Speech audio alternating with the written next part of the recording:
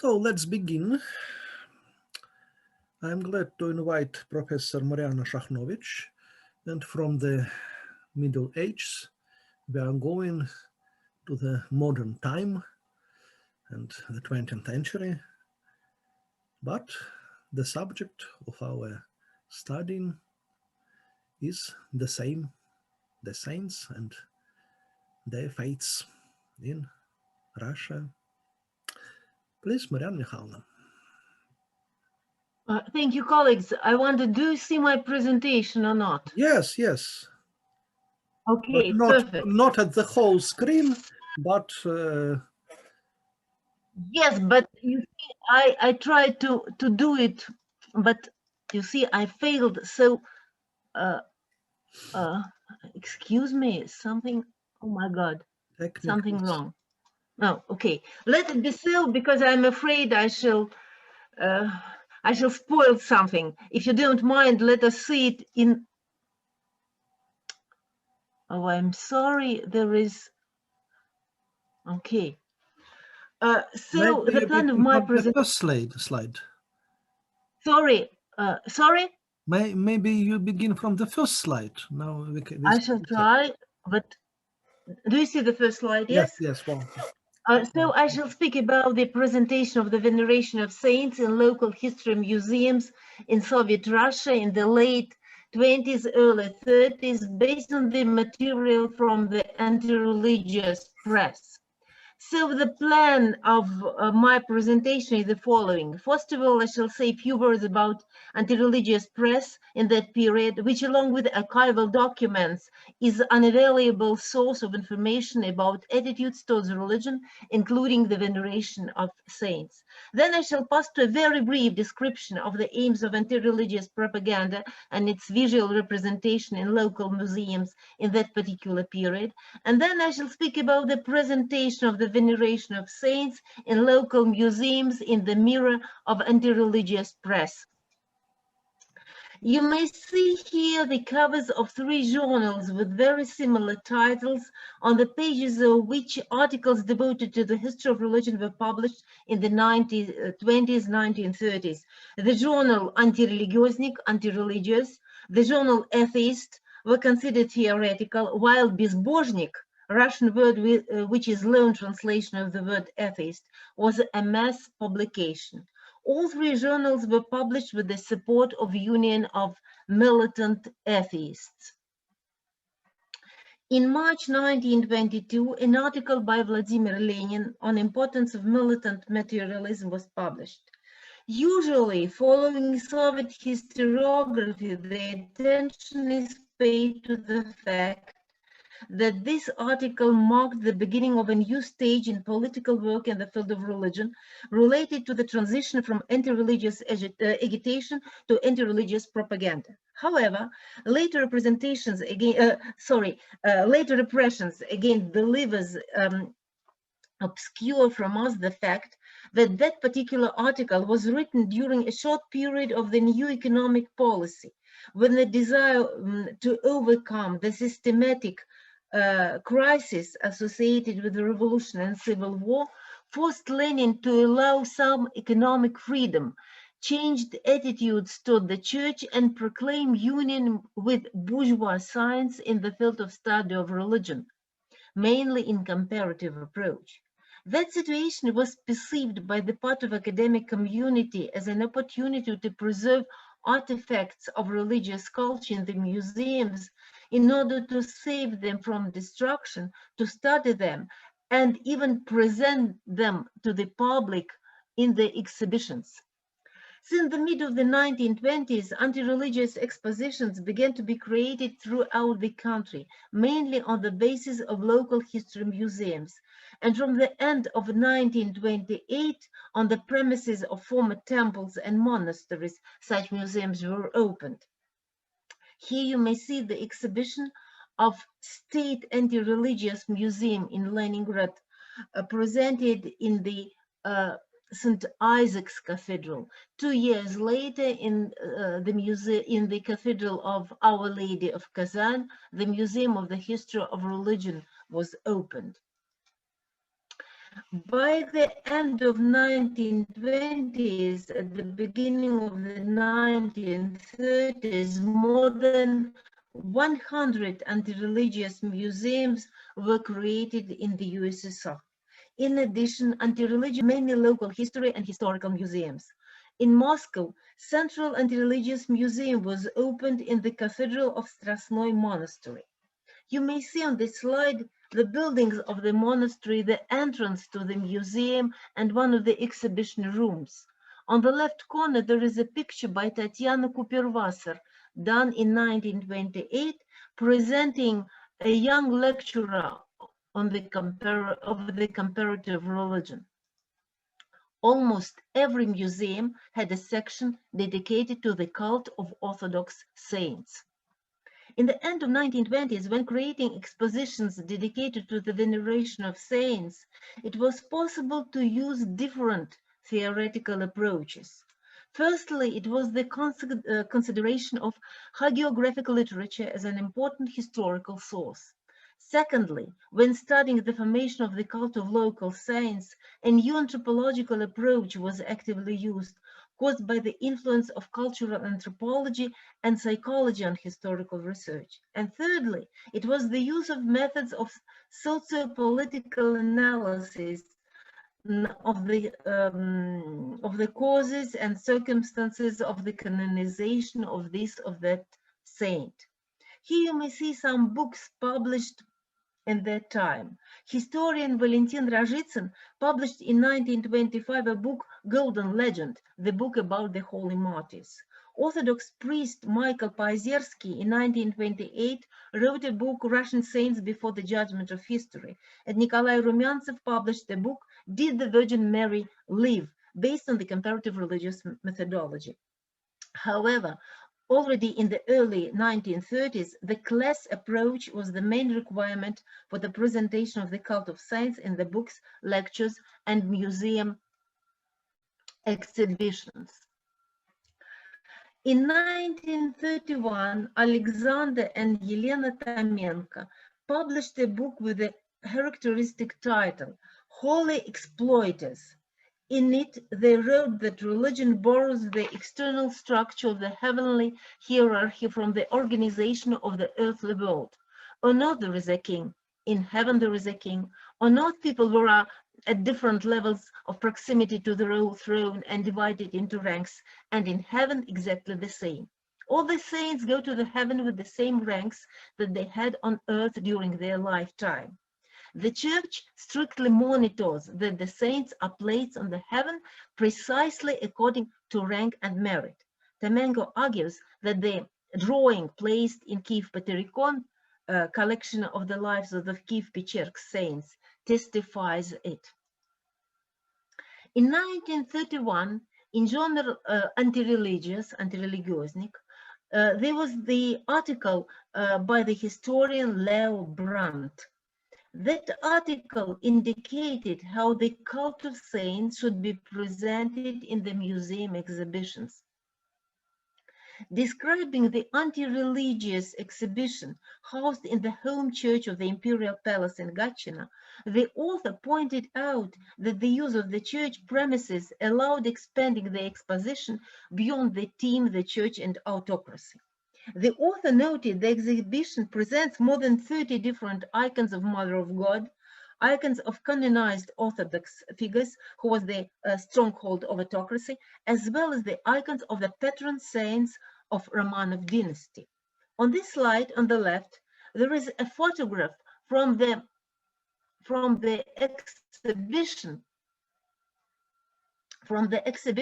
with the inscription, "The Church endowed earthly rulers with holiness, Catherine II in the image of a saint." Of course, this is not a portrait of Empress Catherine II. This is a painting from the 18th century showing the heavenly patroness of all Catherines, St. Catherine of Alexandria. Such images were often placed in palace temples. For example, on the right, you see the heavenly patrons of the family of Tsar Alexander III, Tsarina Maria Feodorovna in the form of Mary Magdalene, and the emperor himself in the form of Alexander Nevsky. Alexander Ilyich told us about it several minutes ago. Such images were actively used in the practice of anti-religious museums in order to emphasize the connection between the church and the autocratic power. In Novgorod, a small anti-religious exposition was arranged in St. Sophia Cathedral. Leonid Brandt, already mentioned by us in his another article in антирелигиозной, wrote, I quote, "The exposition is located in the depths of the cathedral and is completely lost among the ancient frescoes. It is not surprising that the believers willingly visit St. Cathedral and kiss the relics of saints, and the anti-religious exposition does not particularly bother them. Under such conditions, St. Sophia Cathedral from an anti-religious museum becomes a religious museum." The end of quotation.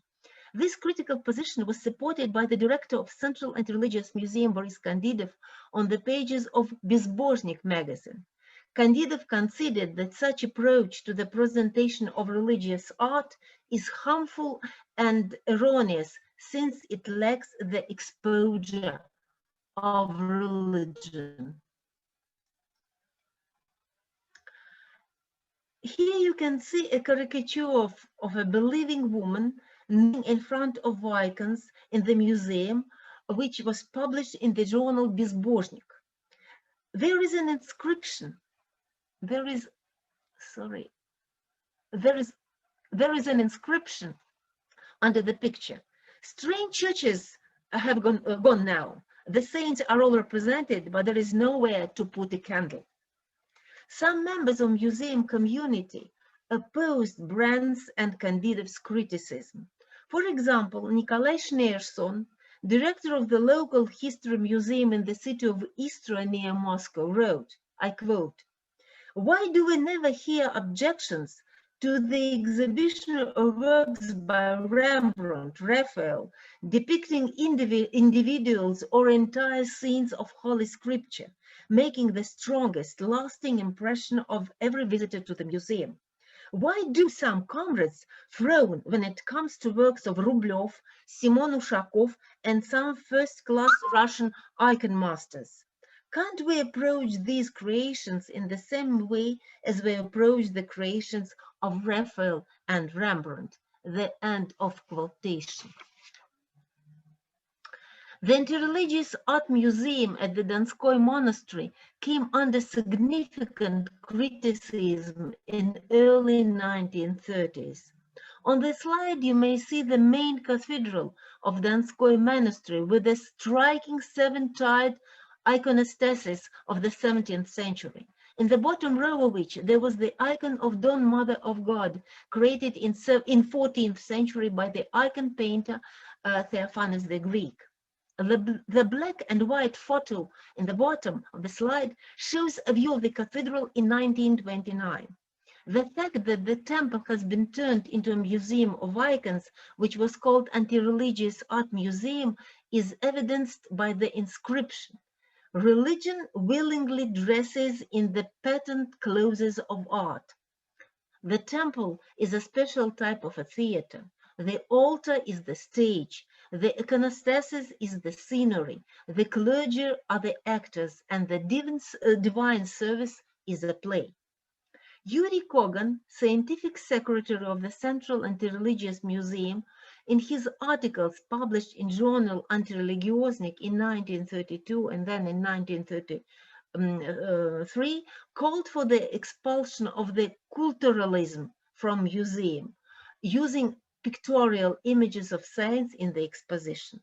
Kogan criticized all museums located in churches and monasteries, primarily in Donskoy Monastery, Trinity Sergiev, and Kiev-Pechersk Lavras.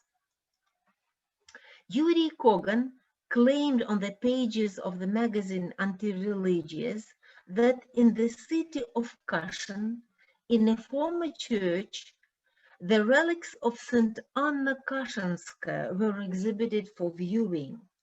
Therefore, the church was converted into the museum people continued to apply to relics. And Kogan explained that in such circumstances, the relics were displayed incorrectly.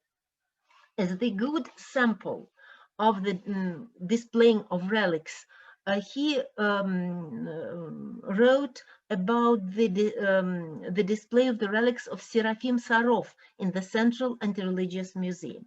That presentation was accompanied by documentary materials on the history of the canonization of Seraphim of Sarov, which showed, I quote, the sermon of his slavish morality and revealed the counter-revolutionary essence of his cult. On this slide, you may see the section of the museum's exposition dedicated to the autopsy of the relics and a shot from the documentary film dedicated to the autopsy of the relics of Serafim Sarov in 1920. Of course, criticism of the veneration of relics was not limited to Orthodox saints. All kinds of tables and maps showing the spread of the cult of relics in the Catholic Church were very popular in the exhibitions. On this, in this, Soviet historians and propagandists relied on European tradition dating back to Protestantism and in Enlightenment. On this slide, you may see a photograph of a map created at the Central Anti-Religious Museum showing the distribution of the relics of John the Baptist in Western Europe in the Middle Ages. In conclusion, we may say that in USSR, in the end of 20s, beginning of 30s, in the early period of Cultural Revolution, there was a controversy about the presentation of the cult of saints in the exhibitions of anti-religious museums. Representatives of so-called culturalism tried to preserve monasteries, temples, icons, considering them as a national cultural heritage. They sought to present the veneration of saints in the educational manner, drawing on historical and anthropological research.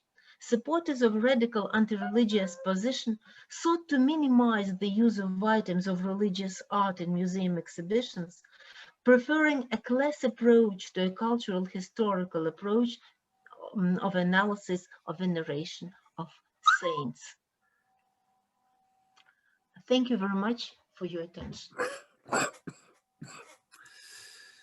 Thank you very much for a very interesting presentation, and the subject is great, but we have only 2 minutes for questions.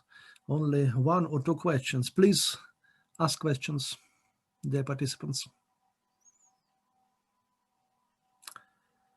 I don't see any hands. So, Professor Cordelia, please.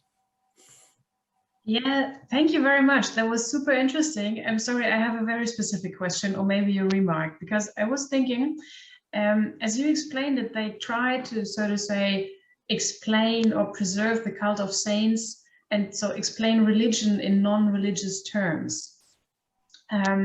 And I came to think that there were several antique and also medieval texts which tried to explain, so to say, life in heaven and in the afterlife in secular terms. I came to think of the text of Dionysos Areopagita, who explained the ranks of the angels according to the ranks of the servants in the yes, you see, the tradition, you're right, the tradition dated back to the very early period of European history, and we usually say that the ranks of angels are quite the same as the ranks of Byzantium Empire.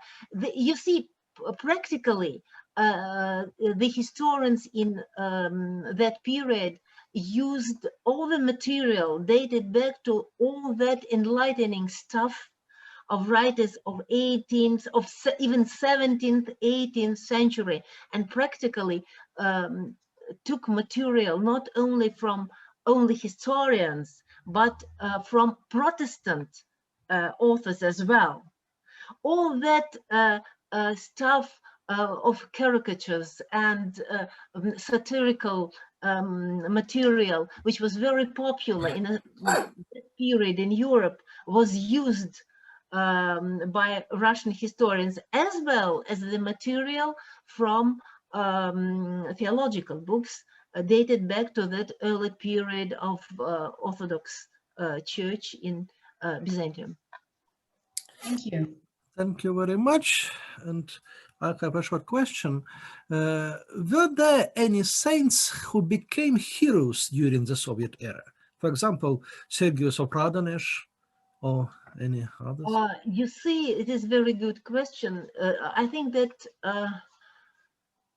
the point of the scholars and of propagandists of the time was the process of deheroization of saints. But as you know, the process was stopped by Stalin himself when he criticized the opera of Vanno Morandini, Great Friendship, and the interpretation of Vladimir Red Sun and the history of the canonization of Rus. At that moment, all the criticism of Russian historical saints as heroes was stopped for the period of Khrushchev's changings. So, as you know, it is a political fact. The politics, the ideological attitude towards Russian history changed, and the attitude towards saints changed as well. Thank you very much. And